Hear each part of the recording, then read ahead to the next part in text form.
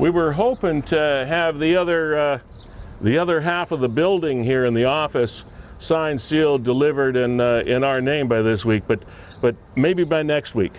Yeah, so we should own the whole shebang by then. Yeah. All right. Catch you later. Bye. Wow, this is an absolutely spectacular day. Humidity is down. Beautiful sunshine in Niagara, and we are ready for episode 23 of season 2 of Niagara 411 Live with Lee Sterry. That would be me. Behind the camera that is helping us walk down the street right now, Kevin Jack, executive producer of the program and lead dude at WeeStreem Niagara. I don't know, my mask got loose. Sorry about doing this all the time here. Anyway, we are fueled by Gale's Gas Bars. As usual, we are supported by Performance Heating and Air, Verge Insurance, and Enwick Internet, and we'll tell you more about those folks as we progress through the program today. Have a good show coming up, and wow, I could just stand out here in this breeze forever. We are headed into Fiddler's Poorhouse.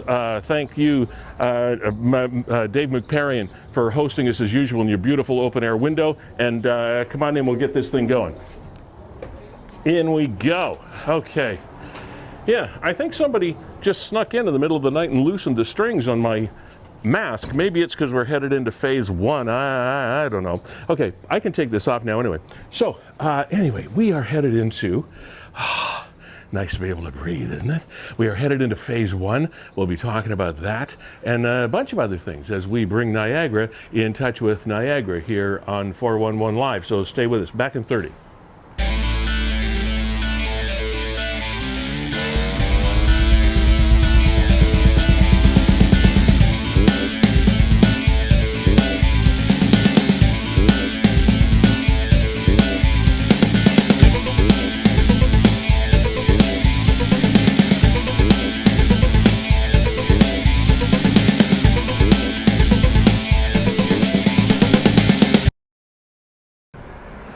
Hey, we are just getting ourselves settled for the final countdown. Speaking of the final countdown, which would remind you of space shots and stuff, check out this picture that we have on the screen right now. Is that not spectacular? Thanks to Paula for sending this gorgeous photo she sent a few of them. This one is spectacular. Now, you'll recognize that, of course, as the sun or the moon, or what is that? Well, in case you weren't aware of it, we had an eclipse today, a solar eclipse, very early this morning. I was still trying to get a few more Z's at the time this happened, but obviously Paula was up bright and early. What a beautiful picture. Thank you, Paula, for sending that in to us. That's what was the dawn over Niagara today. Isn't that pretty? I could just sit and stare at that forever. And there's sort of a longer view preamble shot. Big, beautiful sunrise here in Niagara. That is so cool. And now there's a video coming up. Christy there's the same thing. Well, it looks almost like one of those Steven Spielberg movie logos, where the kid is sitting on the moon.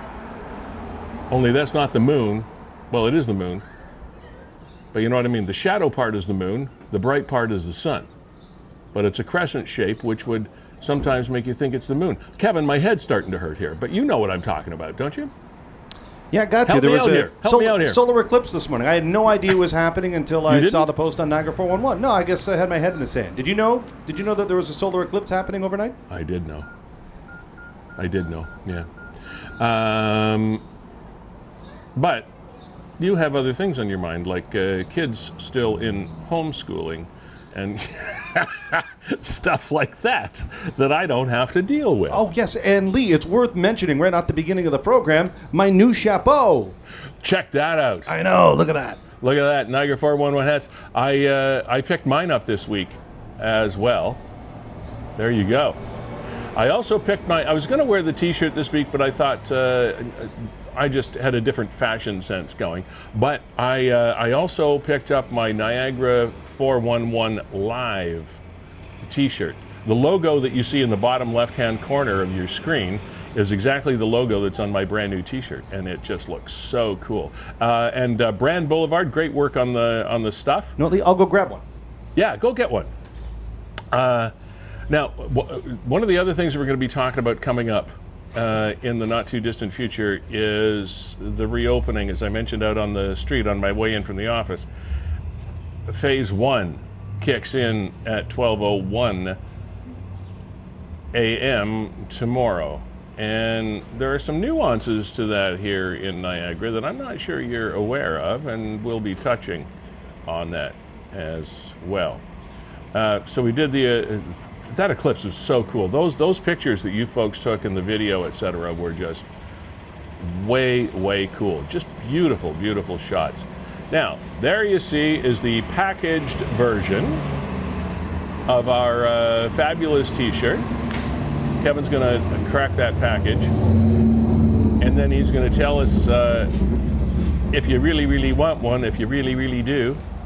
I don't know where that was going, but you know. There we go. Oh. Little lower. And there you, okay. Sorry, I'm holding it in front of my face, so I can't see what I'm showing. I know. Perfect, right there. Right there. All right, that's got it. Yeah. Now, the big question is, Kevin, these long coveted pieces of apparel, the price is increasing as we speak because, you know, it's supply and demand. So how can people bid to get one of these? Is it a Bitcoin thing? Or? Yeah, I'll tell you right now, Lee, we're not selling anymore. Okay. The sale is over and done with. We may consider it down the road, but if you continue to watch Niagara 411 live right here when we're live Thursdays, noon to 1:30, there's a chance that we're going to be giving away some merch and some swag down the road. So you can get your hands on some of this. Awesome. I love the chapeau. I always want to call it the chapeau. Love the hat. My kids go to French immersion. There you go.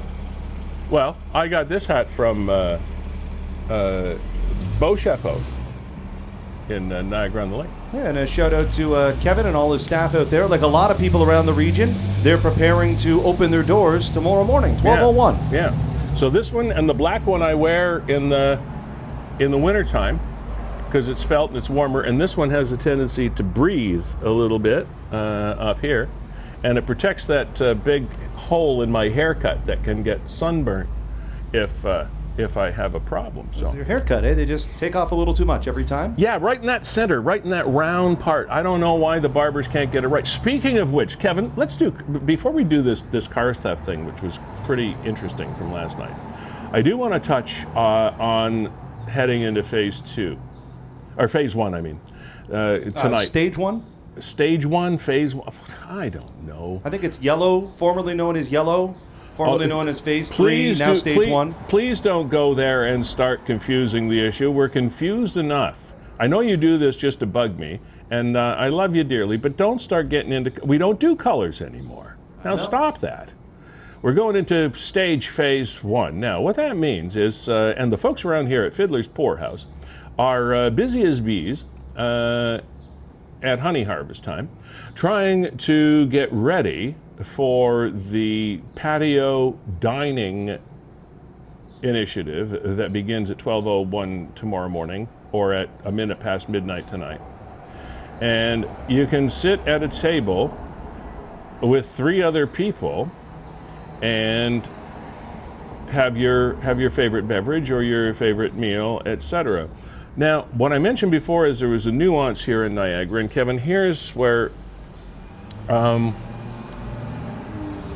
have a bit of a comment, and I think you might have as well. One of the things that I was reading this morning, and this is restricted especially and only in Niagara, is that we are still, according to acting, I wish they'd get rid of the actor, acting medical officer of health for Niagara, Dr. Hergy, we're still in this Section 22 phase here in Niagara, which means that those 4 people are supposed to be from the same household.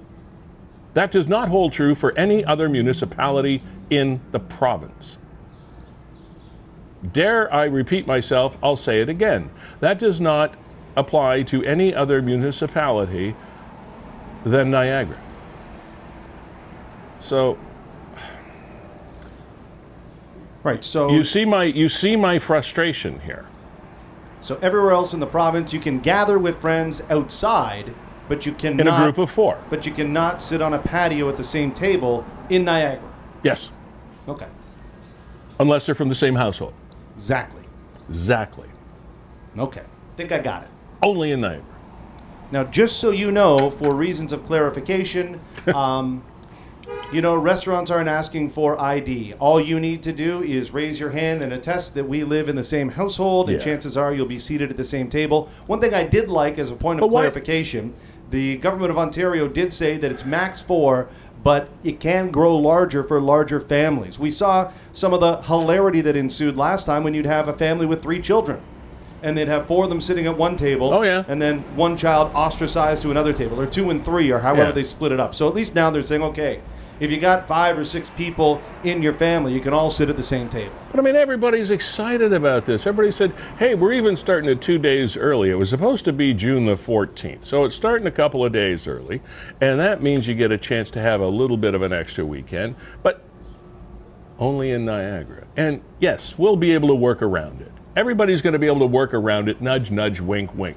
But should we have to, in technicality, in technical speaking, should we have to break the bylaw in order to open up a little bit? I'm sorry. I'm sorry, Doc. You're missing the boat. Here's what happens as of 12:01 tomorrow morning. All stores with a street entrance and all aisles open. Obviously, there are going to be limited numbers. Restaurant patios, we've already been talking about that. Max 4 per table. But here in Niagara, different.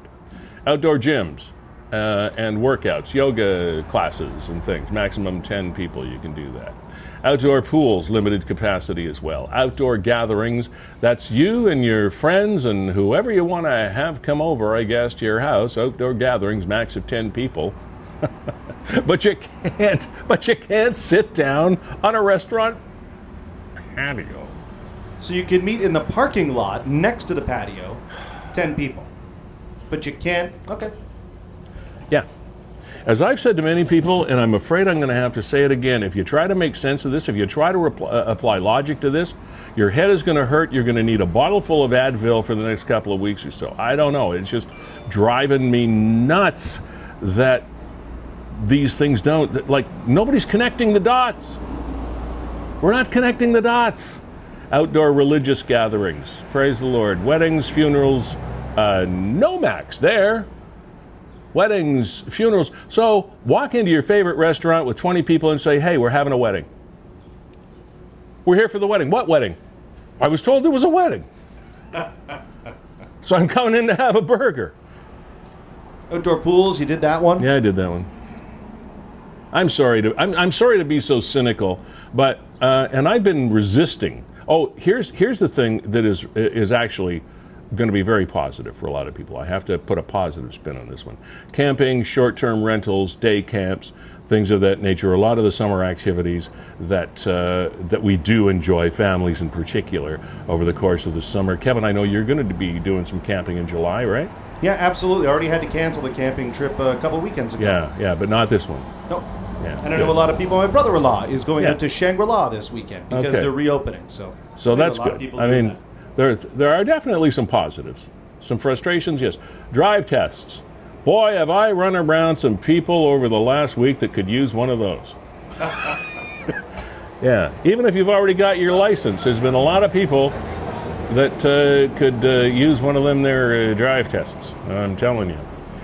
Drive-in theaters. All one of them in Niagara.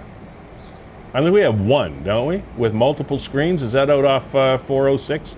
Yeah, the Canview? Yeah. You know what, let's pull them up here, Lee, and see, because I remember seeing a post from them earlier this week talking about what they were going to be playing this weekend. Okay. So let's see. So this is them here, Canview Drive-In. All right. Canview Drive-In, da-da-da-da-da-da. They're talking about their concessions. Concessions can't open, no. all right, here you go.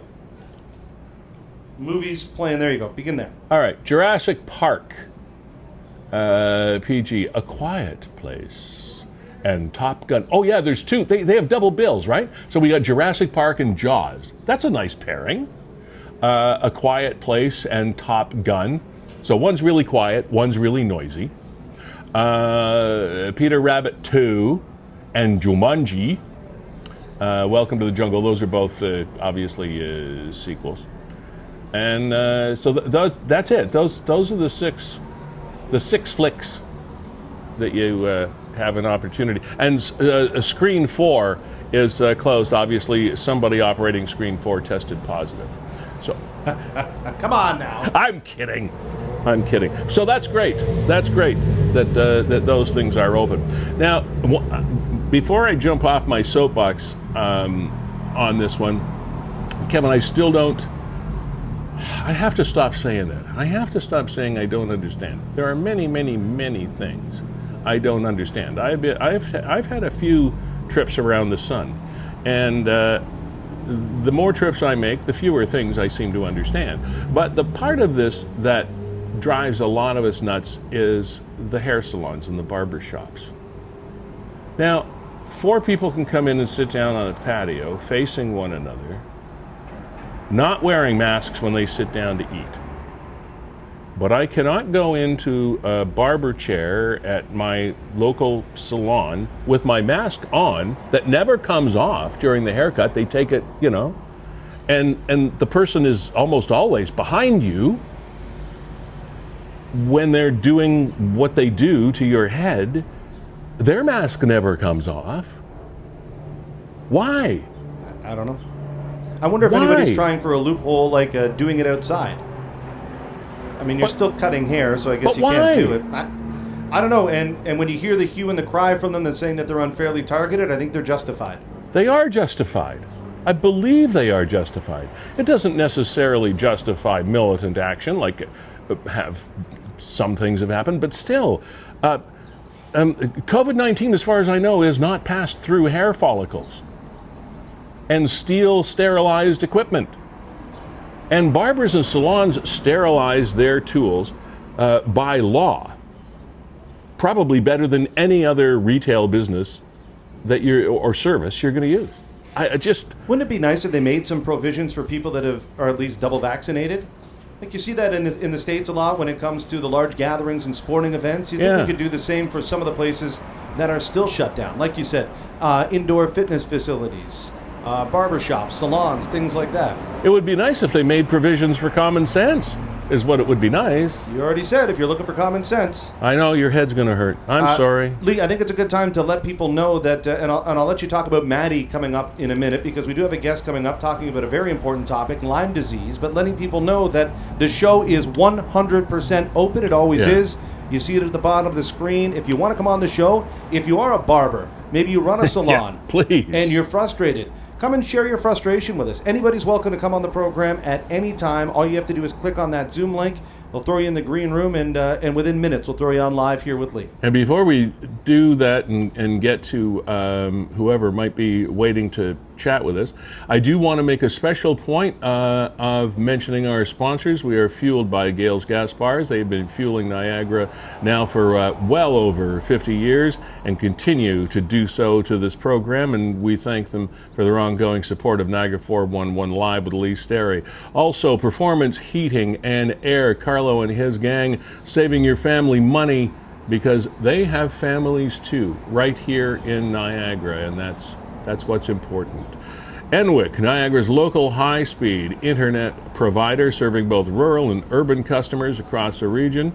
They're the region's largest rural provider, and for people in more rural areas, that's really super important because there are a lot of dropouts and glitches with some of the other services that are around. Enwick is something you should look into if you don't have them already.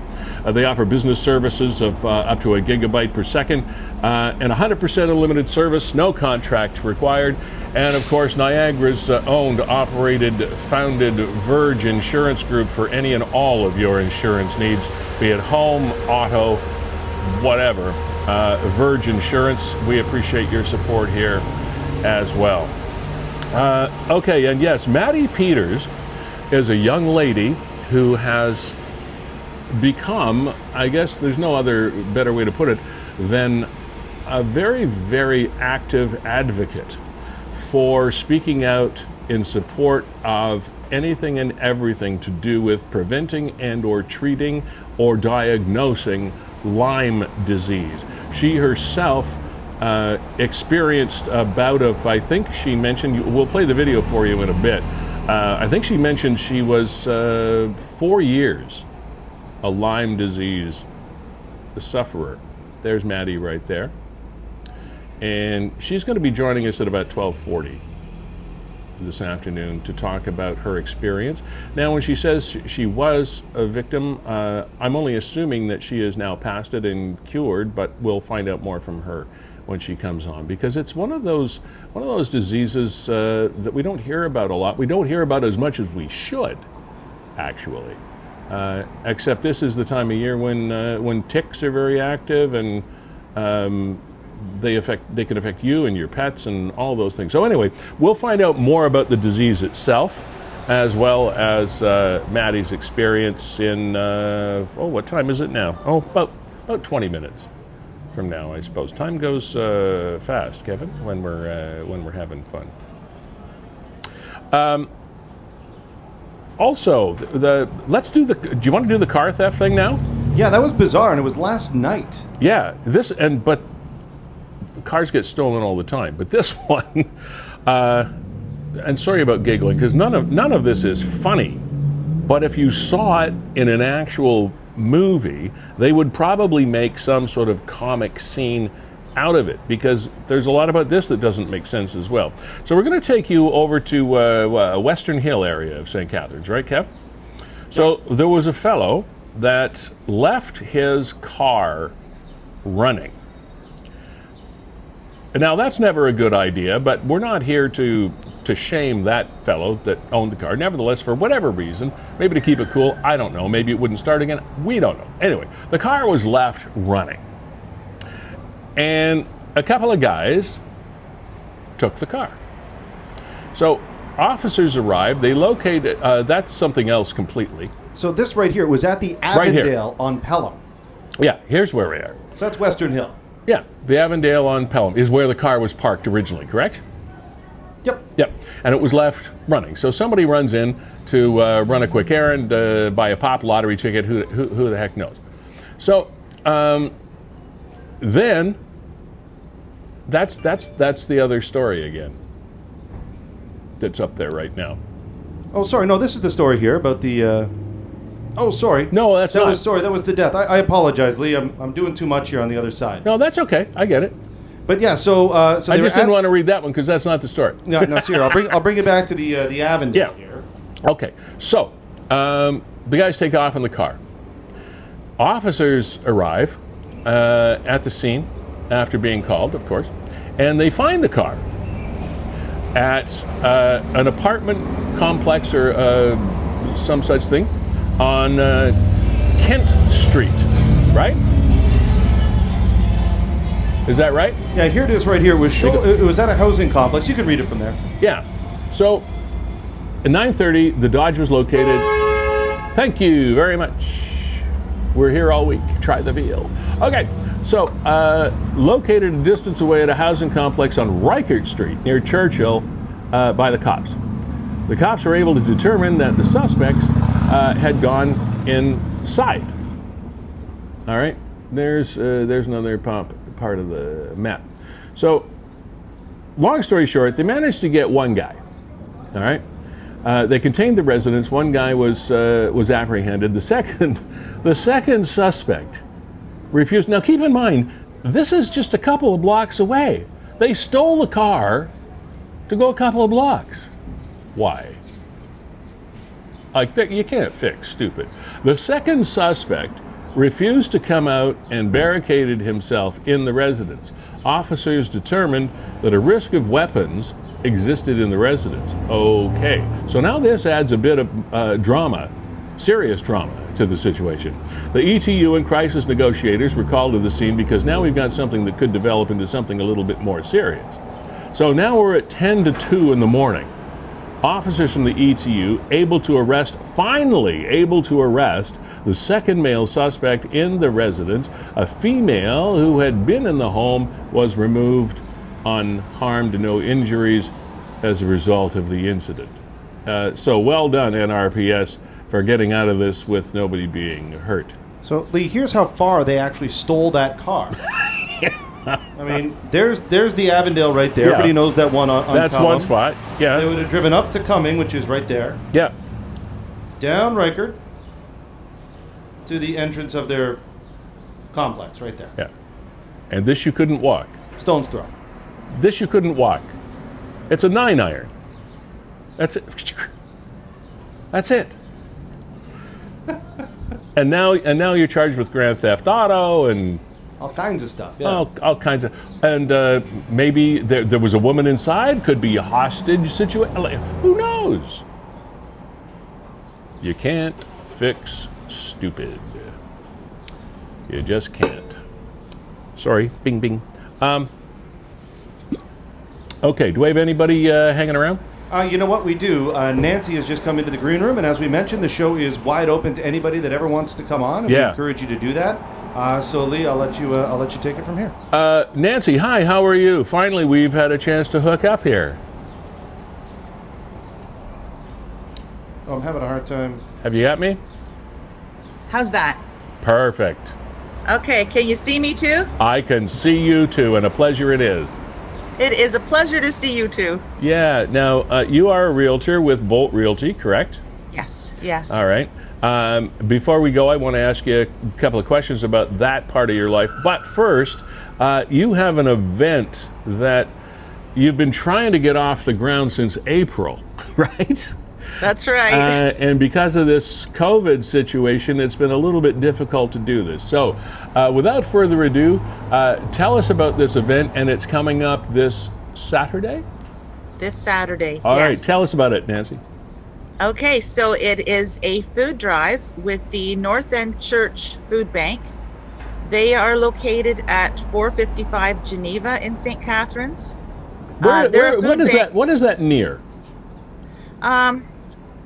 It's on Geneva between Scott and what's north Linwell? of Scott? Linwell?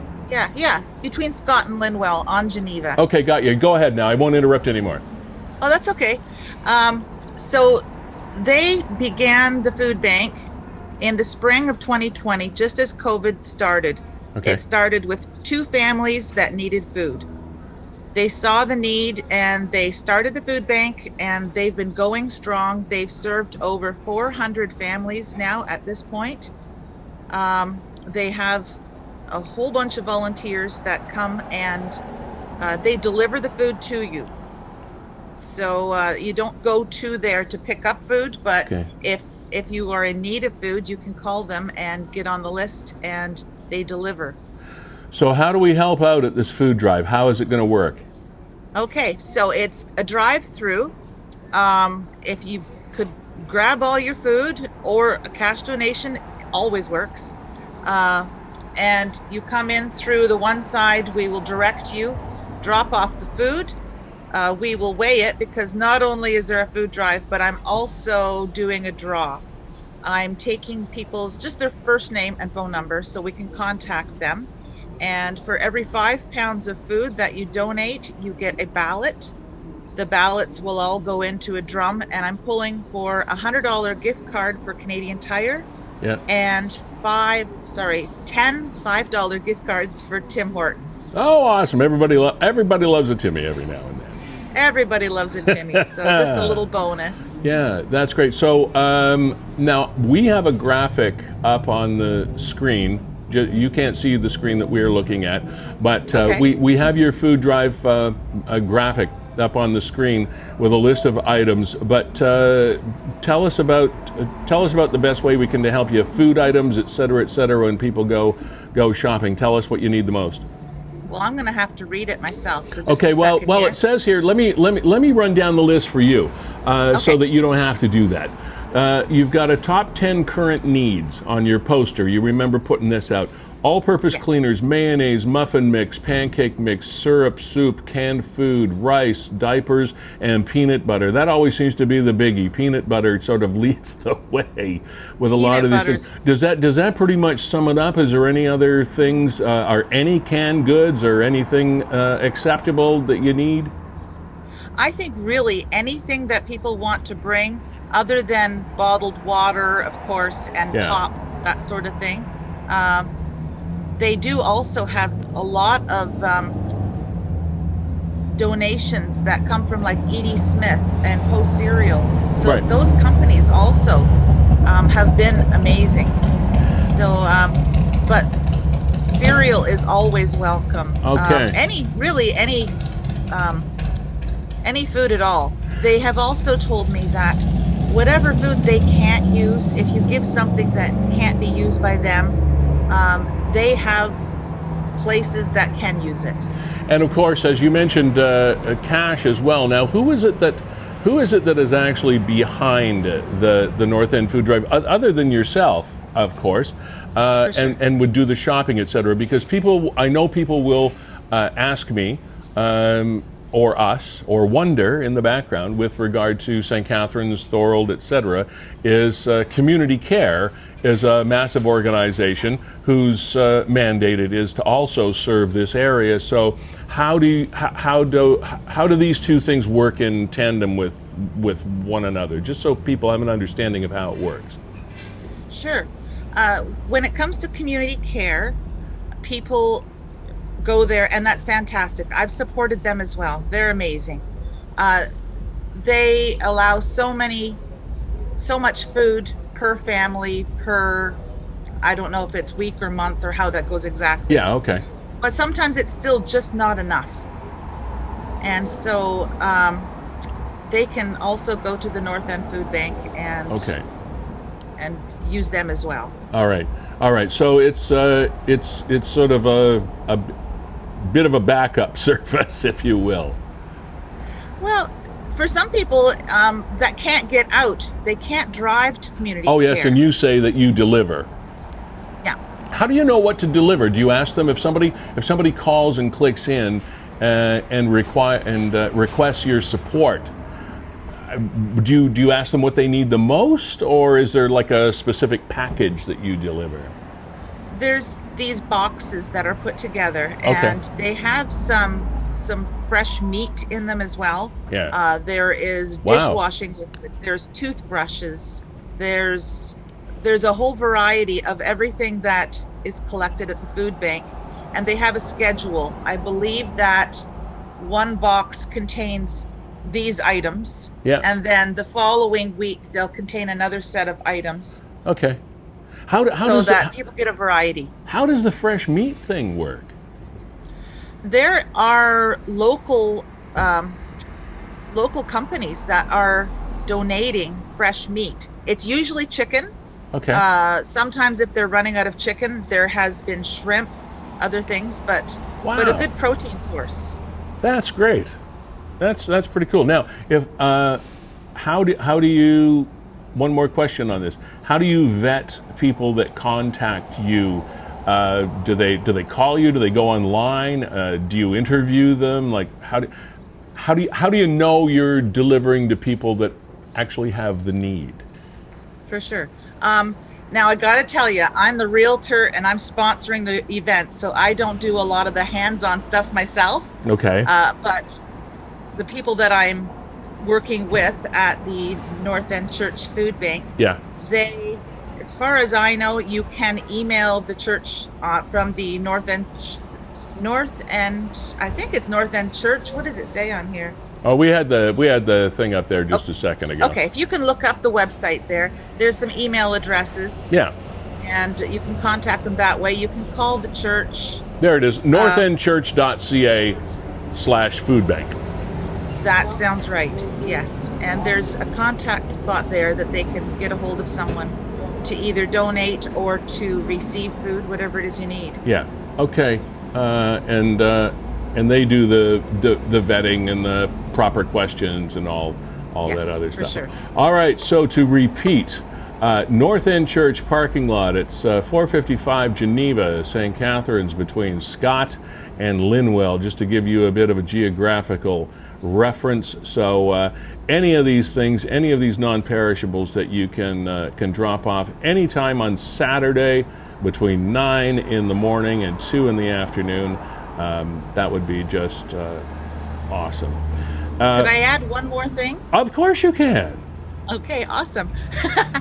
As well as doing the food drive and having this draw, I've been in real estate now for 10 years in St. Catharines.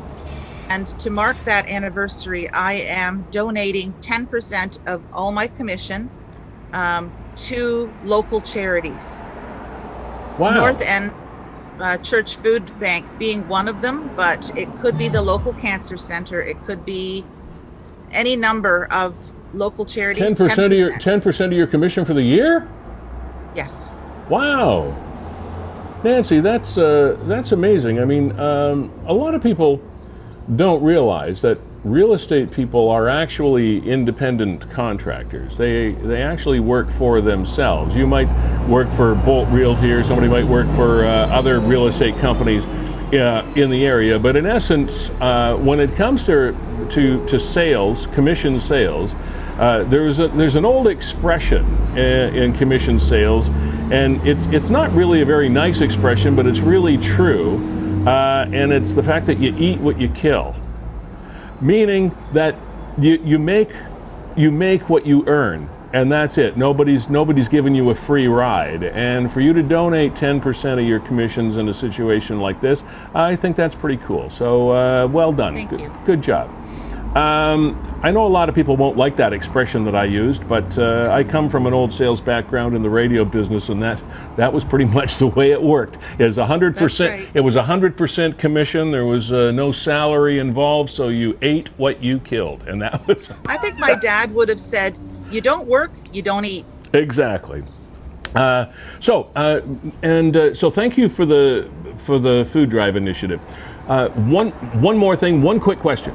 Sure. I read another article today about how the house prices across the country, not just Toronto, Montreal, Vancouver, etc., but house prices across the country continue to spike and spiral upward, and this year compared to last year are crazy. You're finding the same thing here in Niagara, I assume? Well, my opinion might not be the opinion of others, but from what I am seeing is there's a little bit of a lull, and that might pick up again now that Ontario is opening up. But when that lockdown hit, it seemed to go from being a spike to just a little bit of a correction, and now going kind of straight across the board with prices. Okay, all right. There's not a lot of inventory though. And it seems to me in the neighborhoods that I frequent that it's not very long after houses are on the market that they're sold. It doesn't take too long to sell them. They don't take too long, no. Yeah. All right, Nancy Dembeck, Bolt Real Estate and supporter of the North Church Food Drive this weekend. Thanks for coming on. I'm glad you were finally able to get this initiative off the ground after a couple of months, and it's been a lot of work, but it's been great. Good. I hope all goes well on Saturday for you. Thanks, Nancy. Thank you, Lee. Okay, bye. So many people trying to do good things, and sometimes it's so hard, Kevin, for people to do good things, and it's taken 2.5 months or so to get this thing off the ground, so that's great. That's very, very good. Really cool. Now, Kevin, one of the other things I forgot to ask you this, and I know you are working feverishly behind the scenes there. I can tell you've got this intense, focused look. That's my focused look on your face. He doesn't share this stuff with me, ladies and gentlemen, until after the program, and I don't know what he's going to tell me. But right now, he's going to tell me how he's doing with the kids in school. Not much has changed, other than I can see the end on the horizon, right? We're counting down the weeks We've scaled back their schooling a little bit, so as of lunchtime, they just don't go back in the afternoon, and that's for everybody's sanity, mental well-being. So that's the decision that we've made as a family, and I know a lot of other families are making similar decisions. Lee, we got Maddie Peters to talk about another Awesome. very important topic. We'll get to her in just a second, but while I kind of line that up, this video was like uber popular on 411 this past week when we had that huge thunderstorm on Where Thursday. were you when the rains hit? This is a video that was sent in, obviously, McLeod Road and Pinoak Drive area. Check this out if you haven't seen it before. Now that's the kind of thing you don't often see in Niagara. Check this guy out on the north side of your picture there. Like, holy crap.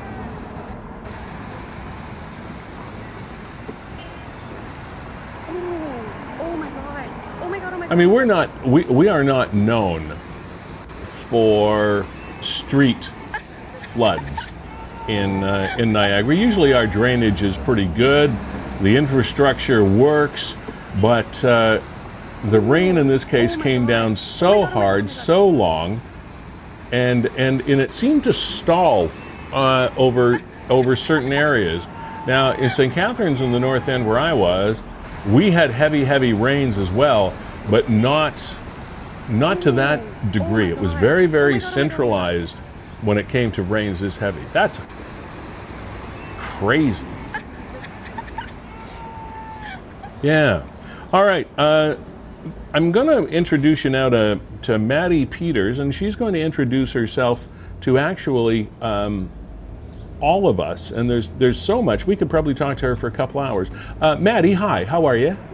Good, how are you? I'm great, thank you. Where are you right now? I am just on my lunch at work.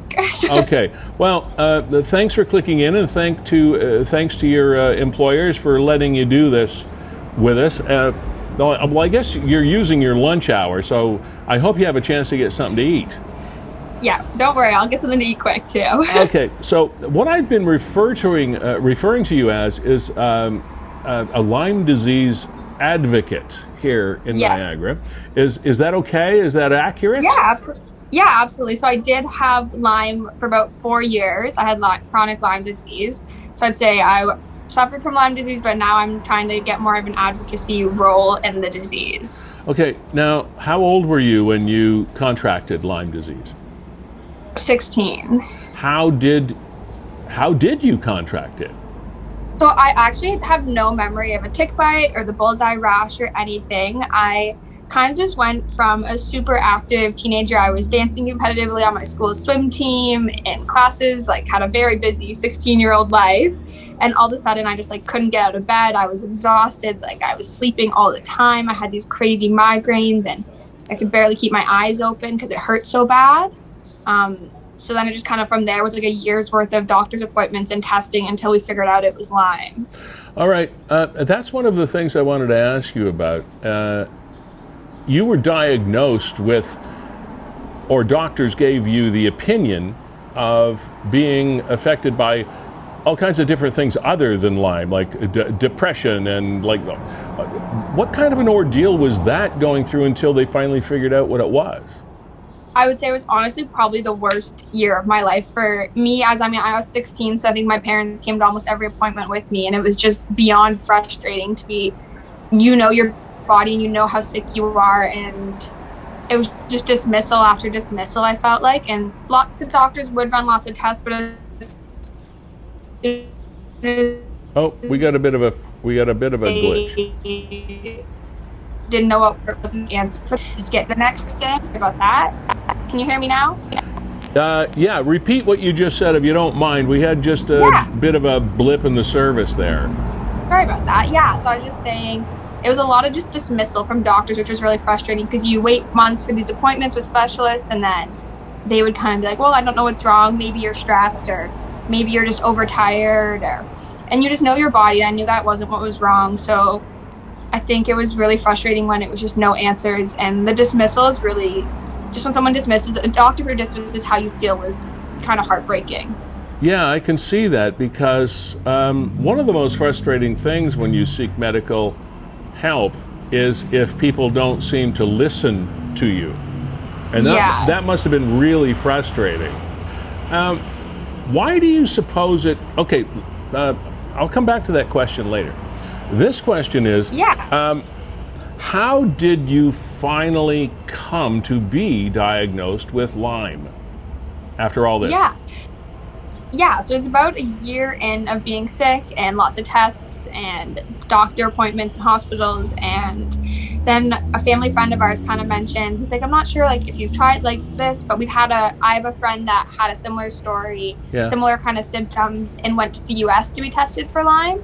And we had honestly never really heard of that at that point. We'd never even thought of looking to the American health system or the US healthcare system so we did the Lyme testing in Canada, and I came back negative, but I don't know, obviously it's a little complicated and there's a whole bunch of science to it, but the Lyme test in Canada is not very good. It's very test for one little part of Lyme when Lyme's this whole big thing. The test is not very... Let me interrupt you there before I let you finish. As I understand it, there are different levels of testing for Lyme disease. There's sort of a lane over here, and then a lane over here, and Canada doesn't do this one, but they do this one. Is that correct? Yeah, that's a good analogy, yeah. Okay. So they just test for like one little specific part of it, but then just because you came back negative doesn't mean that you're negative whatsoever. So you went to the U.S. So where in the U.S. did you go? So this test we actually just shipped off to California. We didn't actually have to travel there, thankfully. Oh, okay. So that was the first test we did, and then that came back positive, but it was still like my family doctor had no idea what to do with the test results because he'd never done it before. Yeah. So it was a step in the right direction, but we had to keep our treatment in the U.S. because we couldn't find a doctor around here that knew how to go about with my positive test. Wow. So how long, you spent a year of frustration. How long did it take when you finally asked for the diagnosis out of the U.S. before they came back and told you, yeah, you have Lyme disease? I would say it was a couple months. Just a couple of months? Yeah, so we did that test, and then we started, when it came back positive and we weren't really sure what to do, we started a lot of research personally. We found a doctor in New York that was about 9 hours from Niagara. Yeah. So we used to drive back and forth. That was the closest doctor we could find. That was a Lyme specialist. So what was the treatment?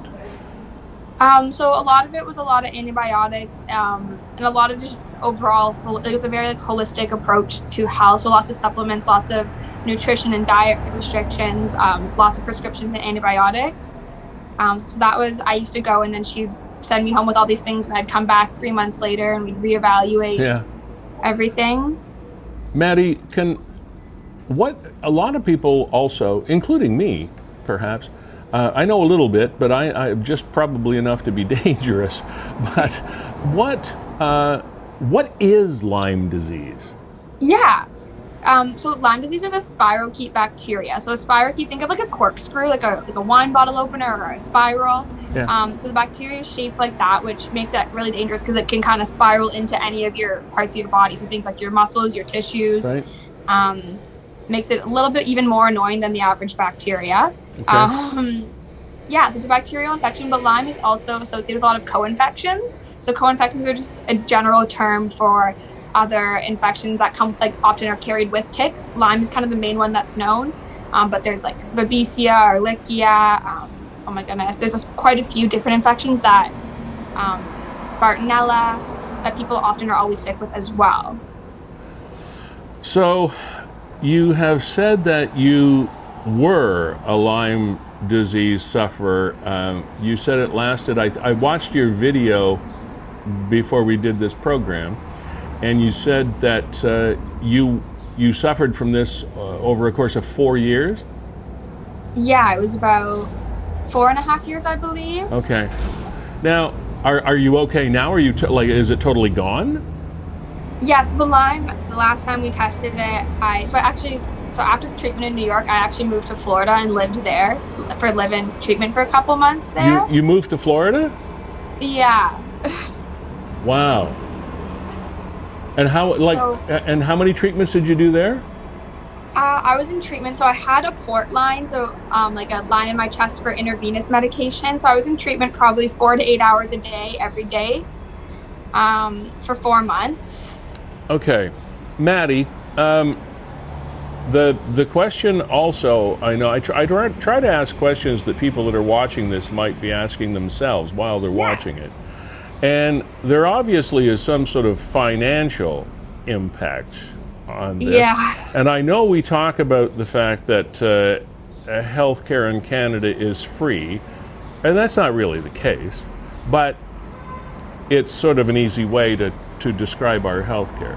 What kind of financial impact has this had on you and your? And I'm not asking for numbers. I'm just asking, like how you got through this. Yeah. So I am insanely grateful for my parents and their financial support, because as a young, like I was in my teenage years and just in my young 20s now, I definitely couldn't have supported myself through that kind of medical treatment independently. So my parents, I am insanely grateful for. Before moving to Florida, we did do a GoFundMe, so I'm really grateful for all our community support we got through that, which definitely helped us kind of make the decision that it was a possibility for us to get that treatment that I needed. So it is hard. Yeah. This wasn't something that is ultimately funded by our healthcare system, correct? No, I think between either a little bit of money we raised and then my parents, it was coming all out of our pockets. All right. And I'm sure that, and again, I'm not looking for a number, but I'm sure that sum was substantial. Yeah, I can tell you it's thousands a week. So. Okay, so you have remained, and kudos to you for remaining as an advocate and continuing even after you're so-called cured for the awareness of and the fight against Lyme disease. What is the message you'd like us to take away from this interview today? What do you want people to know? Oh, good question. I think the first thing, as kind of if anyone's listening to this as a patient or someone who's struggling with their health, they're struggling to find a diagnosis, suffering from Lyme, that if you get, like when I was getting dismissed all that time, you know yourself best, like keep advocating for yourself. And that's why I continue to advocate now, even though I'm not going through treatment anymore, because people need to know that like their health is justified and that they will get better, and there's resources out there and they will find the right doctors that will help them. So say bye to all the doctors that dismiss you and won't help you, and find the good ones. How does the medical community justify the fact, I know you're not in the medical community, and I guess I'm asking a rhetorical question here. No, it's okay. But how do you think the medical community justifies the fact that we don't have significantly effective testing for Lyme disease in Canada? How do we support this? I don't understand. Yeah. I don't understand. It's honestly, it blows my mind sometimes that it's such an issue, because it seems, once you've gone through it, it seems so straightforward to me that it's just absolutely absurd that the tests aren't there, the treatment's not there. I know for the treatment, the standard of care for the Canadian, or at least Ontario's healthcare, is 3 weeks of antibiotics. If you're not better, it's not Lyme, which is quite frustrating, because lots of people, it takes months, years worth of treatment and not just one type of drug to get better. So, and then the testing, I think whatever doctors are taught in medical school, so whatever the government curriculum is, they don't think this is the good test. So that's what they're taught and that's what they know, unfortunately. So it is the doctors, but it also is what they're learning, I guess, and they're trained about Lyme disease. Yeah. And yet it's something that is more and more common. Yeah, I think, and even in Niagara, the amount of people that have reached out to me after doing these kind of interviews, or I've had a friend of a friend, it's scary common throughout Ontario and Canada, but also just in Niagara, it's very high. Maddie, I'm just going to interject. It's Kevin here in the background, and I know May was Lyme Awareness Disease Month, or Lyme Disease Awareness Month. Apologies for that. Yeah, and, no worries. and you've been raising some money through the sale of your scrunchies, and I was showing some people online. So tell people all about that. Yeah, so I run a business called Made by Maddie. So I started it kind of in the boredom of the first lockdown back in March 2020. So I make scrunchies, face masks, tote bags, bucket hats, all kind of different sewing stuff. So for May, as Lyme Disease Awareness Month, I kind of wanted to do something as a fundraiser this year, a little bit more than just advocacy, raising actual money to donate. So I started selling any Lyme color. The Lyme color is green. So I did some green scrunchies and face masks and donated half of the proceeds from those. So I ended up raising $1,000 to Lyme, Ontario, and I actually just donated it all last week, which felt quite amazing to send them all that money. Good for you. Good for you. I was wondering, Kevin put those up on the screen a little bit earlier, and I was wondering where that came from. Thank you, Kevin, for bringing that up.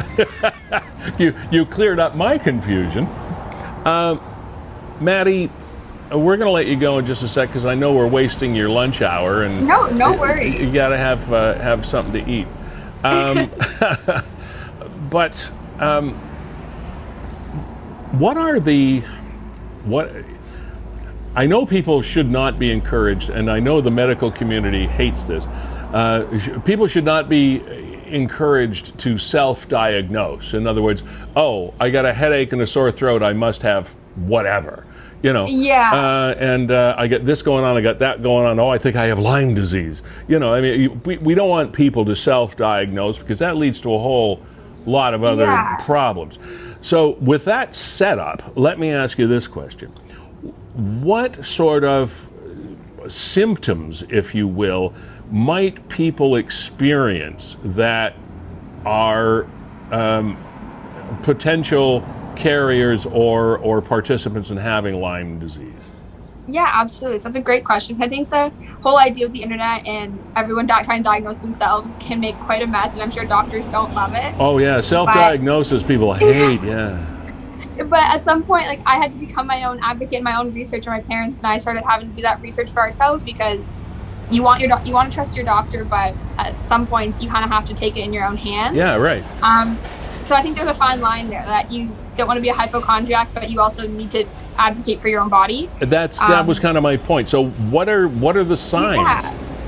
Yeah. So because I was saying Lyme is a spirochete bacteria, it can affect pretty much any system in your body. So symptoms can be different. I had more neurological Lyme. There is Lyme that affects your muscles, kind of mimics MS or even ALS kind of symptoms, or any kind of body aches, muscle pains, even stress paralysis, inability to walk. Right, yeah. My symptoms were more neurological, so I had debilitating stabbing pain and pressures in my head, sensitivity to light and noise, dizziness, fatigue, lightheadedness, weakness. Those are kind of my main things. But the list goes on. I had stomach problems. I had just full body exhaustion. So it could be a lot of different things for a lot of different people. I think it also gets hard because it kind of imitates a lot of other diseases. Right. So then doctors will try to slap those on you, especially things like MS or fibromyalgia that don't have distinct tests either. You can kind of get blown off with some of those when it's really not the actual root cause. Right. Do you think, I lied, I have another question. No worries. Because it's such an interesting topic. Yeah, we could talk forever about it. Do you think that, do you see the day when our medical community will be able to provide for our citizens what the American medical community does for theirs with the extended tests? Do you see that on the horizon, or are we still living in the dark ages when it comes to Lyme disease here? I think we're making progress, and even last week the city of St. or 2 weeks ago maybe the city of St. Catharines passed a motion pushing for better treatment and care and resources for Lyme disease. So that was a huge step. They passed a motion to write a letter. Yeah, is so what they did. There's small steps, so those are the kind of things that we need to make steps, and I think things are going in the right direction, but it's a little painfully slow, to be honest. I think one day, hopefully, we'll see all these changes add up, but for now, any small change, any small sharing of information is getting in the right direction, at least even if it's slowly. And you feel great right now. You're good. Yeah, it's good. I think, honestly, going through all that is pretty, all that medical stuff. Oh, sorry. My alarm just went off. No, you're good. I do have to head out in just a second. But yeah, I'm feeling good. It's definitely pretty traumatic to go through all that undiagnosis, dismissal from doctors, just debilitating health conditions. So it was definitely a lot to go through, and I'm healing and recovering, but try not to take it for granted. All right, we've let you go, and obviously your alarm went off, so we've used up your entire lunch hour. No worries, I ate before quickly. Maddie Peters, thank you so much for joining us and enlightening us to what you went through and what's going on out there with this situation. I hope you keep us up to date. Have yourself a super week, what's left of it, and enjoy your weekend. Thank you.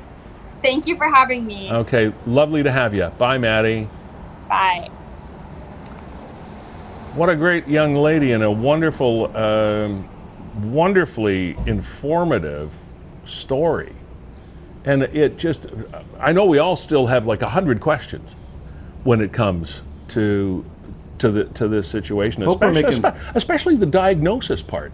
Hope we're making progress. I remember reading the same story 7-8 years ago. Yeah. So people are still going through this. They're being undiagnosed in Canada, forced to go stateside to actually learn what's wrong with them and then get treatment. It's I don't know. It's unexplainable for me. If you are watching the program right now and you can provide us, and again, I'm not in this business to diss the medical community. There has to be a backstory to a lot of what we were just talking about as far as the various testing and diagnosing, et cetera, of this thing. So if you're in the medical profession and can give us some background or some frames of reference or continuity to the story, we'd love to hear from you. Really would. And it doesn't even have to be now. If you don't have time right now, by all means, get in touch with us after the program or during the week, and we'd love to chat with you next week at any time to click in and enlighten us a little bit, because there are a lot of things going on here. Now, Lee, as parents of young children, I mean, we are pretty staunch on the fact that if they're going out for a forest walk or a hike or anything like that, it's long pants and the socks are pulled over the pants. Right. And just this morning, we found this on that's our kitchen tile. Oh, It's on our floor inside the house. that's inside your house. Wow. Not Now- attached to us. I mean, I don't know how it got in, but Now you do live in the gentrified area. I do, yeah. West of the city, where all the other media moguls live. I'm surrounded by long grass and forest and ticks. Yeah. So it's a reality. Now, not every tick, of course, results in Lyme disease. There are apps out there where you can take pics of your ticks. In fact, that's exactly what it should be called. You say that. Yeah, tick pics. You could have pics You know of what? a lot of different things. I just realized my wife sent this to me, so technically my wife just sent me a tick pic. A tick pic. Be careful how you say this, Yes. because you could get yourself and others into trouble. Yeah, with your tick pics. Okay. I like it, Lee. Maddie Peters, what a lovely young lady, and man, that must have been she was in her teens, now in her early 20s, and the amount of money, I'll bet if I were to talk to her parents, they'd go, hey, oh my gosh. But you do whatever you need to do for your kids, don't you? You find a way to do what you need to do. And you start talking about paying for medical care and independent diagnosis and treatment, et cetera, in the United States. I think just at one moment, Maddie let slip, and it was just so quick. I think she said thousands a week in that interview. We can play it back later when we watch it and say, but I think she said at one point in time, thousands per week. Yeah, anybody watching the program also knows that a lot of times we repackage these interviews as standalone posts. Absolutely. And we'll republish those to Niagara 411. But of course, you can always just scroll back and watch, scrub through the entire program and see all the great stuff that we do. So this is Niagara 411 Live with Lee Sterry. That would be me. We are fueled by Gales Gas Bars. Jessica Friesen and her wonderful staff have continued to freely support this program. With absolutely no pressure about anything. You guys just do what you're doing, and we're on board, and we appreciate that. As is Performance Heating and Air. They're serving your family here in Niagara, trying to save your family money, because their message is they've got families here too. and they share what you're experiencing here in Niagara, because that's where they're located, that's where they're founded, and that's where everybody plies their trade. Also, NWIC, Niagara's local high-speed internet provider, we thank you so much for being on board as well. And if you're in one of those areas where Kevin is, out in that gentrified part, for example, of you might not be as tied into the fiber networks, etc., that are in the inner cities, NWIC might be an option for you. High-speed internet that is effective for both rural and urban communities. And Verge Insurance Group, founded, supported, and located for all your insurance needs right here in Niagara, for Niagara, as is this program, which is open to you at any time. To click in that link, you'll see just at the bottom of the page there, join the show live by video chat, click the Zoom link in the post. And the post that we're talking about is the one that you're watching right now. Kevin, how are things shaking in your world? I know we touched on quickly on the education thing earlier, and I want to get your take on this because, again, I have no right to comment, but you do, and you're a perfect litmus test for these things. Even as early as today, in headlines that I was reading in national and provincial print as well as online publications, is the fact that medical experts, and this is about as close to a direct quote as I can get, medical experts were still urging provincial government to put kids back in school in spite of the fact that the province had said there would be no in-class learning until September. And we are already on June the 10th. Yeah, I think it depends on what side. Most of those medical experts are usually, they're behind the mental well-being of our children. And I think for 2 weeks? I think they're looking at that aspect. Don't quote me on that. I think that's what they're looking at as far as it would be to the benefit of our children. But I don't think those people are necessarily looking at the spread of COVID. Does that make any sense? Yes, of course. I think the people that are married to the spread of COVID and that's their only concern would say, don't do it. Okay, but again, I don't know for sure. I'm happy they didn't go back because it seems that it could have set us back a month or two as a society. But you're in tune with the mental health of your children. Yes. What impact do you think that if we were sending them back on this Monday, for example? You know what? The kids are so innocent that they don't know what not normal is. They'll just do whatever you tell them to. Right. They think that everything they experience. When you grew up, you thought that everybody lived in a similar household to yours, and everybody had the same experiences. Yeah. So our kids feel that, and they don't know any different. But I'll tell you that it's not good. They haven't had friends over to play at their house for months, more than that, for like over a year. We moved just before the pandemic. One of the reasons why we moved was provide more space for our family to entertain and, of course, entertain the kids and have our children's friends come over to the house and play in the pool and play in the backyard and play in the tree house and do all that stuff. Yeah. And so far they've been unable to do it. It's not healthy for them, but I'm not going to suggest that supersedes the health of the community when it comes to the global pandemic. That's I guess would be my statement on that. Okay. But I'll tell you, I'm really looking forward to sports returning, to returning to normal life. I've realized, Lee, and I've talked openly about it on this program, that my mental health has suffered. I say that honestly, and it's not a put on. I've never fell into depression like I have during this pandemic. Most recently, I'd say in the last month.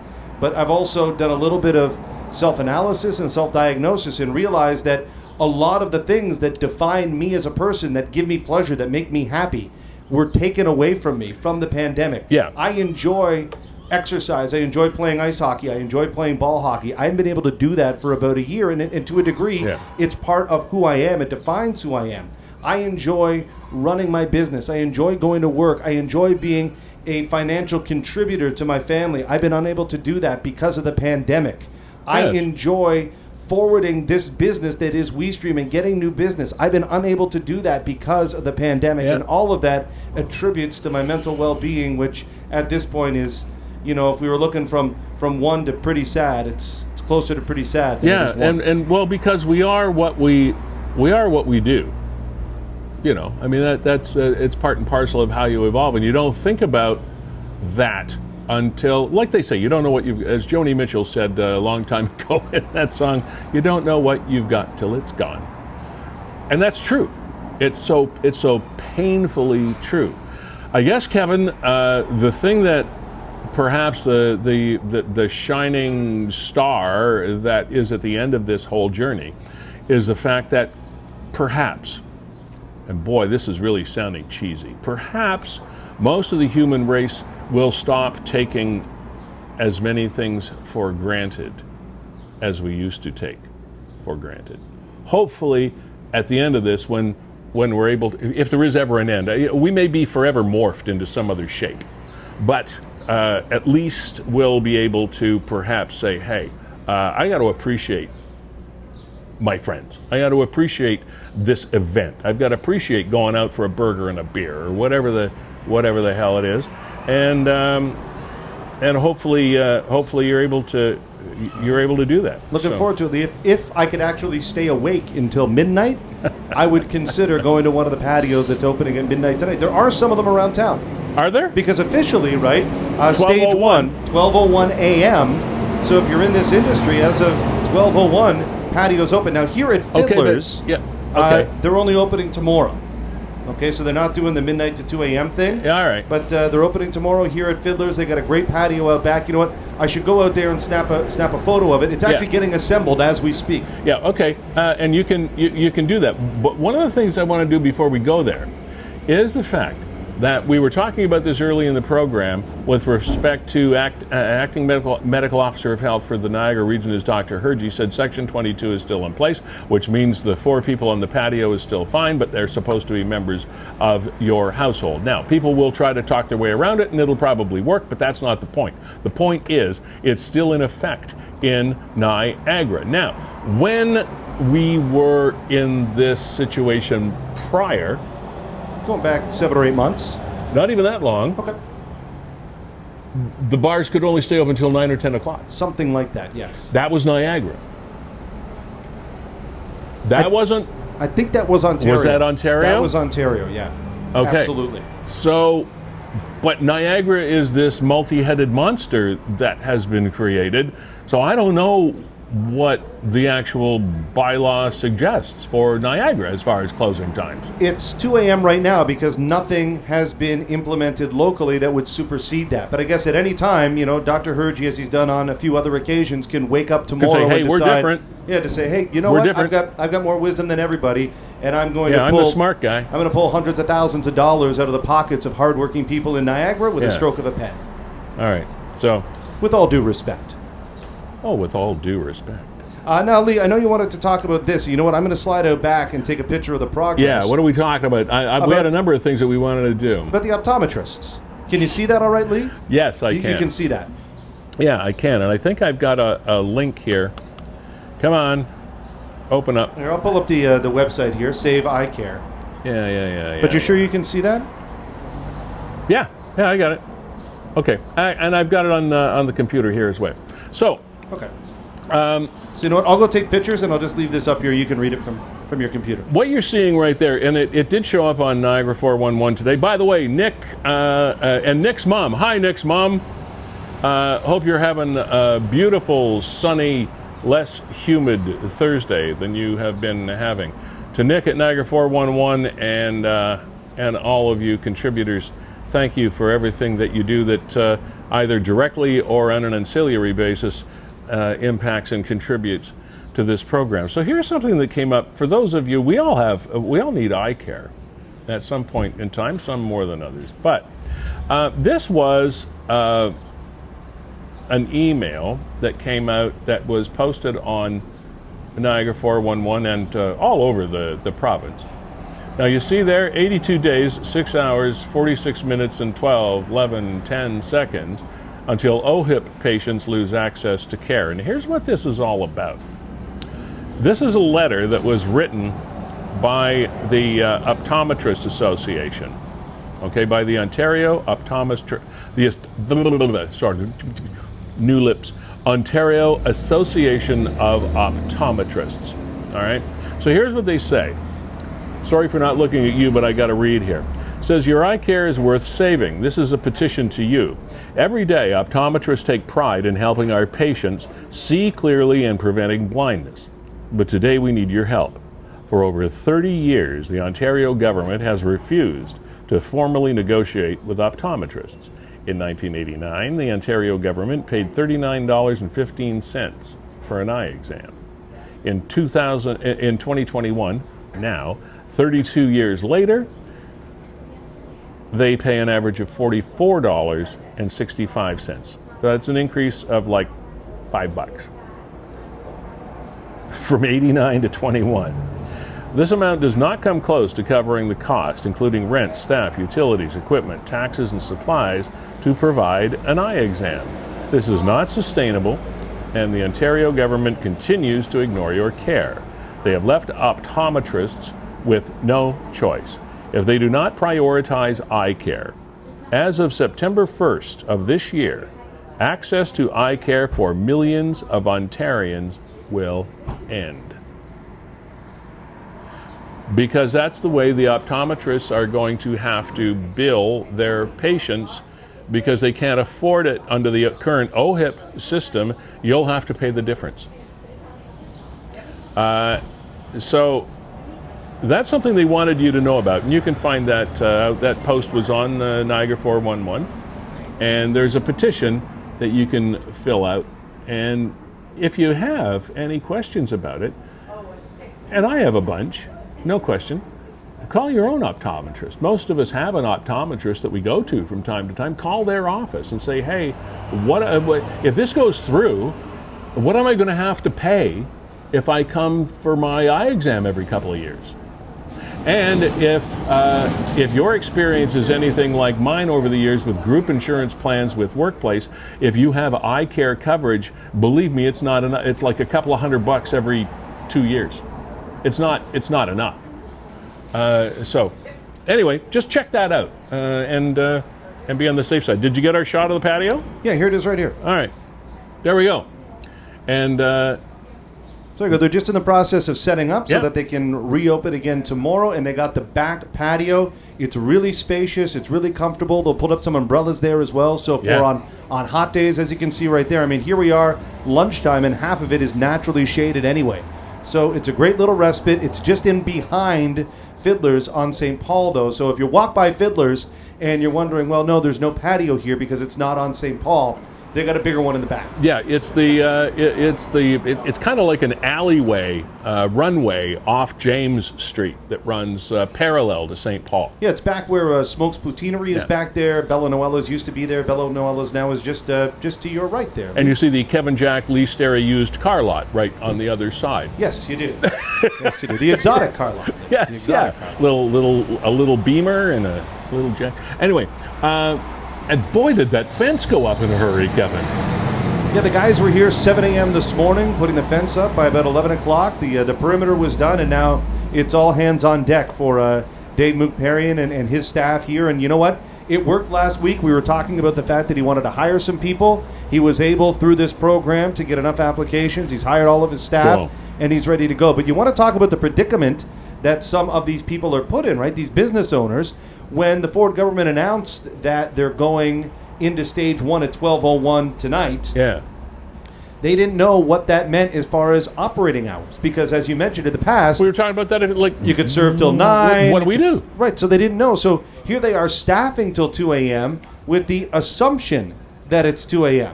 But we don't know. But they don't really know because it wasn't specified. And I understand that the government has a hard job, right, trying to implement all this stuff. But by now, they should have figured it out that they need to clarify some certain things. They were clear when there were restrictions, so when you open it back up, you should be just as clear, letting Kevin, people know you can serve till 2 a.m. After 15 to 18 months, you would have thought. Here I go Pretty again. much say anything Here after that Here statement. you You can go. say anything. Here I go again, trying to apply logic. But this is just a query, Kevin. If you were Oz, if you were the guy behind the curtain pulling the strings, wouldn't you think that you'd have a committee? I know committee is sometimes a dirty word, but a unit of people, one of which existed in each one of the sectors you're trying to talk about? Wouldn't you have had the head of the Restaurant Association? Wouldn't you have had the head of the Pharmacists Association? Wouldn't you have had a head of the Dental, as a group, to saying, okay, what is your industry experiencing as a result of this? A restaurant person would say, okay, but you can't make a decision like that for like Friday until you tell us what the criteria is. I got to start staffing people and making a schedule today. Like, we haven't thought of that. Well, isn't there somebody you could have asked as an advisor to give you some clues? And then there's always the wild card, and a lot of industry people in the bar and restaurant industry in Niagara were saying, what if Dr. Hergy all of a sudden says, I don't care what the government says, here's what we're doing in Niagara. There's the wild card. Well, yeah, you can do what you want, Premier Ford, but here in Niagara, we're special. What? Now, Lee, I want to bring you back to Niagara 411. You talk about sensible decisions, and it seems that the Welland Fire Department made one, and I know this is something you wanted to touch on. I did, and this is a decision that I think is absolutely spectacular. I wanted to give 2 thumbs up and kudos to the Welland Fire and Emergency Service is taking immediate action in this threat to life at, well, I guess they still call it the Kingsley Tavern, but it used to be a tavern and et cetera, and here's what it is. You might not be able to read it on the screen, but that's okay, I got it here. The Welland Fire and Emergency Services has had numerous dealings with the property located at 260 King Street, City of Welland. Once a well-known tavern, the main floor area has been vacated. In other words, the business is no longer operating. The second floor and rear suites are now being used as a rooming house. So, former hotel, now a rooming house for, people that are not necessarily capable of supporting themselves in the style to which they would like to become accustomed. It's lower income or no income housing. Recent fire safety inspections have identified numerous fire code infractions which have directed to the property owners by way of inspection order. A recent arson also has occurred at the property. So I'm going to paraphrase what goes on for the rest. I don't want to read the whole thing. But so many infractions against the fire code, no fire alarms, no safety protocols in place pretty much, and the people were evacuated from this place by the authorities, and there are so many violations that the owners of the building have been brought to task over it. And I just thought that was a really good story this week. And a good story because, yes, these people now have to find another place to live and need to be relocated, etc. But Kevin, I will guarantee you, because of this situation, that if it had been allowed to continue, that same fire department would have been pulling bodies out of a tragic fire.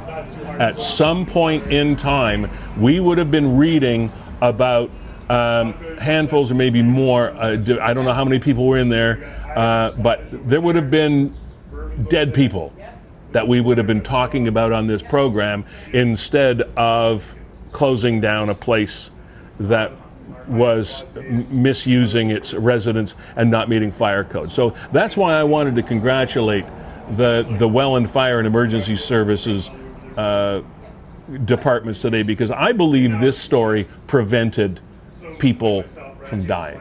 I really, really do. Good proactive move on their part. Yeah, absolutely. Because I know as sure as my dad used to say, as sure as God made little green apples, there was going to be a tragedy in waiting at that place. And I'm glad I'm glad that is no longer there. I feel for the people that now have to find another place to live, and that's tough. But on the other hand, at least you are alive for now, and that's why I wanted to bring that up. Yeah, Lee, I'm going to bring up a story here in a second. Sorry, just trying to get my ducks in a row. But here, wanted to show you Talking about Sunset Beach, or former municipal beach in the North End, because they were having an issue on the weekend. Here, I'll show you the 411 story that went up, and this was Sunday, I believe. Yeah, probably. I mean, it was a stinking hot weekend. Oh, yeah. Right, stinking hot last weekend, so everybody was flooding to the beach. Now, here, Lee, I got these in the mail. Oh, did you? That's my parking pass. So residents of St. Catharines, anybody is allowed to go. Okay, here, let's clarify, because people don't really know this. No, you do this, because I never got that. Anybody is allowed to go and park at any of, really there's two beaches. We've got Sunset Beach, former municipal beach up Port Weller, and then we've got Lakeside Park. Lakeside Park, yeah. Anybody can go there. Right. Local residents who have this pass. Now, how do you get this pass? You apply for it online, and they mail it to you. Oh, okay. It's the only way to get it. They Hard mail. mail it Snail to mail. you. Hard mail. So this arrived in our mail. And that's good for one car? One car. Even though you put 2 license plates on it, they still only give you 1 pass. Why? I have no idea. I guess they're trying to force us to carpool, but it's really inconvenient. So if my wife goes to work and happens to have the pass in her car, and then I want to go to the beach, I got to go to her work to get the pass, even though the pass is registered for 2 vehicles. Gotcha. Okay, so it's kind of clunky. Right, it's a little clunky in that regard. So what was happening in Sunset Beach, it's a combination of security guards there closing down parking and saying that, sorry, our parking lot is full. But on the other side of that, if residents show up from outside the region, they have to pay for parking, and they're maxed out at 3 hours. They have a 3-hour time limit. Okay. So what they do instead is said, I'm just going to park on the street, because I can park on the street for as long as I want. So I park on the street. And because there's no parking signs there. And then I can just walk into Sunset Beach, and I can stay there for as long as I want. I don't have to pay for parking, and I don't have this 3-hour limit. And it was pretty obvious that somebody in the area took exception to this opportunity, or to this loophole, and started flattening tires along Wilver Drive area and Arthur Road in St. Catharines. Police called, were on location for multiple vehicles with flat tires. Reports of someone deflating tires of vehicles parked in the area. Hopefully they didn't destroy the tires like with knives or something, and just did the regular deflating if you're going to do that. But you shouldn't have done it anyway. I mean, here I am talking about how you should deflate tires. But anyway, that notwithstanding, we understand the frustration of residents. However, you can't blame the people for finding the loophole to visit the beach. If there's parking allowed on the street, there's parking allowed on the street. It's another thing if it's not allowed and people come along and tow vehicles or fine them or whatever the heck it is. And so, Kevin, this is one of the results of COVID that I find really quite interesting. In the years before COVID, I have never known this debate to be an issue. There were some comments on Niagara 411 after this story was posted to the effect that when it was municipal beach, it wasn't that big a deal. Nobody was really paying all that much attention to it. It didn't cause any problems. Now we got Sunset Beach and we got COVID, and all of a sudden people are all up in arms with what's going on. And the dynamics have switched and changed to such a degree that I'm not really sure what we're all fighting about. No, and every municipality seems to be handling it differently. I saw different fees for local residents. At least in St. Catharines, the parking passes are free, and if you arrive only up until this weekend, if you arrive at the beaches and can prove that you're a St. Catharines resident, you'll get a temporary pass. But they'll tell you, listen, for your permanent pass, you have to go online to stcatharines.ca and apply. Where I think they missed the ball on this one, Lee, is I don't know why they just didn't adhere to what they did last summer, and that is say it's for locals only. Yeah. And that eliminates all the problem. It's for locals only, because now, last year it was just kind of, the fly-by-night security companies, and they were there, and all I had to do was prove that I lived in St. Catharines, and they said, go ahead.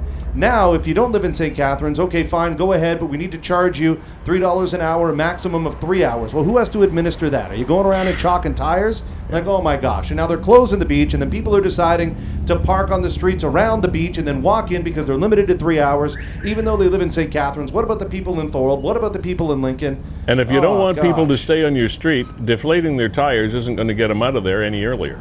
Seems like they've attempted to accommodate everyone, but the reality is when you try and do that, you end up accommodating no one. Yeah, and it seems like that's what they've done. And you know what? We'll pull this snippet out and post it separately on Niagara 411 and see if we can get some more reaction. Please comment, because it's just one of those crazy things that has been the result of this summer and last summer that didn't seem to exist before. People seemed to put up with whatever the situation was. One of the things that also piped up, I know we're running close to the end of the program. Thought we were going to have someone else pop on, but I guess not. But anyway, music today to play us off the stage, as we usually do, is going to be provided by a group out of Welland. And I don't know what it is about Welland. We've had some interesting talent come out of the Rose City. I'm thinking right away Jessica Wilson, and just so you know, she's in Charlottetown now. Yeah. So we're going to be providing you music from Donnie Yonder. Very entertaining, very fun, in just a couple of minutes. One of the things I did want to mention, though, Kevin, too, is something, and I am a total supporter of the Niagara Regional Police Service. I think you people do great work. I know the chief and the deputy chiefs, et cetera. You're good folks, and the officers do a great job. But I think they stubbed their toe on something this week, and that was something that popped up in the fact that there was a robocall type initiative going out that was ostensibly from the Niagara Regional Police Service. And I think it's still going, Lee. I got the call last night. Is it still going? I got the call last night, and my mother and father-in-law also both received it yesterday. Asking people to participate in a town hall-style online discussion with the Niagara Regional Police Service. Now, the concept itself of a town hall discussion, great idea, but considering we have been talking so long about the fact that so many of these organizations do not make house calls, they do not call and ask you for money, they do not call and tell you lawyers are investigating your account, they do not call and tell you the police and you're in trouble, they don't call, then all of a sudden calls come out from the Niagara Regional Police Service asking you to participate in something, and people are saying, wait, and it even came out, even on Niagara 411, it was erroneously, and understandably so, for a short time disclosed as a scam, that this wasn't really happening. There it is right there. If you live in Niagara, you may have gotten a call this evening inviting you to a virtual telephone town hall tomorrow. We value the input and feedback from our community. If you would like to participate, please find the link below the media release, and blah, blah, blah. So it's like, really? I don't know about, but so anyway, but it is legitimate. If you get one of these calls, they are, meaning the Niagara Regional Police Service, are actually, and in all honor, requesting you to participate in things that I'm sure you'd like to comment on with regard to police service in Niagara. But it just seems odd the way it happened. I'll tell you what's a little odd, Lee, is organizations, whether it's the NRP, municipalities, what have you, utilizing a telephone poll to try and gauge public opinion. It seems that technology has lent itself to so many other ways to do that, but maybe it's one part of a multi-tiered approach. So. I would like to think so, because I know they're pretty tech savvy. Absolutely. And, and you know what? Not everybody. This is probably one prong of a multifaceted. Exactly. You put out a survey on your website. Not everybody responds to that. You email people. Not everybody responds to that. So again, it's just one part. Hey, Lee, we've got this band coming up from Welland, Donnie Yonder. Donnie Yonder. Stumbled upon them this week. I'm upset that I didn't know about these guys for years because they've been at it for almost a decade. So much fun. This song they put together is called Take Back Your Love. I'm telling you, you're going to love it. It's a total earworm. And for them, it seems like almost like one of those throwaway fun songs. Yeah. Because a lot of what they do would be, I'd say, more jazzy urban hip-hop. Yeah. This has that groove, but you know what? I'll let you judge for yourself, but I absolutely just loved it. Thank you, Gales. Thank you, Performance Heating and Air. Thank you, Enwick. Thank you, Verge. Thank you, Maddie Peters. Thank you, WeeStreem and Kevin Jack. And here they are, Donnie yonder.